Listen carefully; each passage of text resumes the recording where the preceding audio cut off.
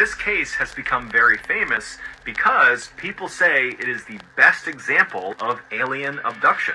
The little shop where Ziggy was going to was only about 3 blocks away from his house, which meant walking to the store, getting potatoes, and coming back would only take a few minutes. But when he didn't, Lottie actually got really concerned. Lottie was thinking, maybe he collapsed or something along the way. But when the cousin got to the shop owner told the cousin that they had seen Ziggy. He had come in about 25 minutes earlier, he had bought a bag of potatoes, seemed totally normal, and he had left, walking back in the direction of his home. Lottie called the police, she called local hospitals, she talked to all of her neighbors. She really put out like an all-points bulletin to everybody in the area that something terrible has happened to Ziggy and we need to find him. No one could find him. So 5 days after Ziggy went to get potatoes and then vanished, a man named Trevor Parker got to work at his father's coal yard, and inside of this lot were just these huge mounds of coal, and when he went through the gates,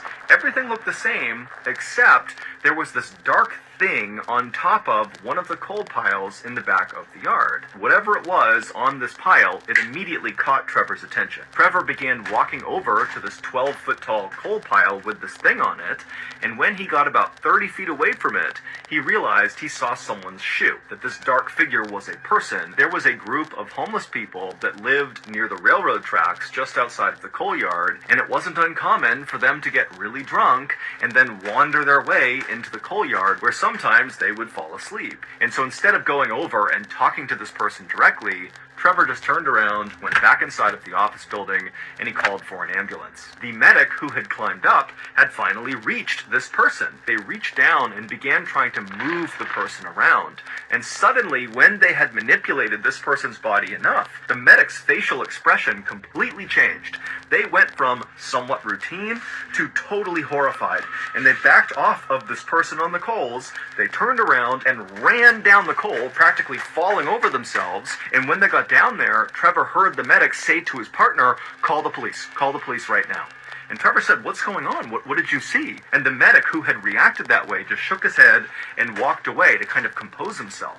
And so Trevor at this point was starting to get spooked himself. Clearly, whatever the medic had just seen had really shaken him up.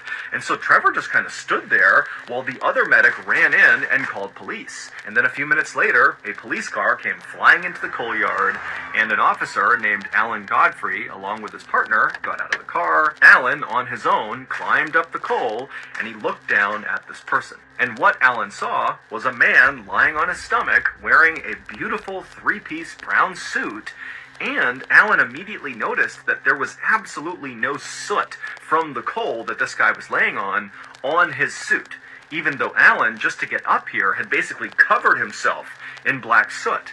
And so he was wondering, how did this guy get up here and not get covered in soot? It didn't make any sense. He noticed almost hidden in his hairline was this fairly deep wound in the back of his neck that was still bleeding, but there was this weird green jelly-like substance very obviously placed over this wound. And Alan had no idea what this substance was. But as weird as all that was, that didn't explain why the first medic had basically completely panicked and run away.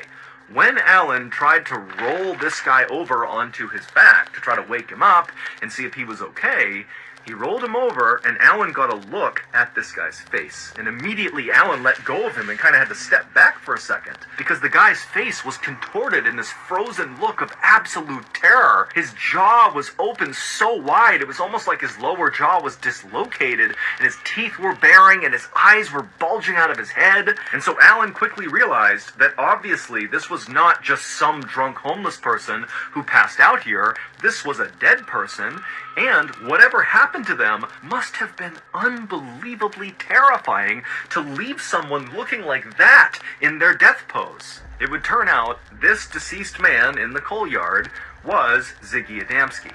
But this did not solve the mystery of what happened to Ziggy 5 days earlier. That brown three-piece suit he was wearing that had no soot on it, it wasn't his, and it wasn't put on right. The buttons were not lined up. It almost looked like somebody else who didn't know how to put a suit on had tried to dress Ziggy, and then Ziggy also did not have an undershirt on. It was just the jacket over his skin. And then also Ziggy had this totally bizarre haircut that looked like someone who didn't know how to give a haircut had cut his hair with scissors and said, good enough. And then of course you have this wound on the back of Ziggy's neck. Now, the wound itself was determined not to be fatal. It was a fairly deep cut, but it wouldn't have killed him. However, the most significant part of that wound was that green jelly that had been placed across the back of it. During Ziggy's autopsy, they were unable to figure out what this green jelly was, and they ran dozens and dozens of tests on it. And also, during the autopsy, the coroner would determine that Ziggy had actually died the same day he had been found. So he was doing something for 5 days between going missing and being on this coal pile, but nobody knows what it was. And as for his cause of death, the coroner was not entirely sure, but it did seem like he died of a heart attack. Apparently, whatever gave him the heart attack scared him so badly, his face contorted in that horrible way. This case has become very famous because people say it is the best example of alien abduction. That Ziggy had left his house to get groceries, got abducted by aliens, and then over 5 days, these aliens did stuff to Ziggy. And even if you think that's totally far-fetched, keep in mind, still today, we do not know what that green jelly compound was on the back of his neck. It's literally never been identified, and people have been trying to figure it out for 40 plus years. Also, it's worth noting that one of the responding police officers, Alan Godfrey, claimed to have seen a UFO within weeks of finding Ziggy Adamski.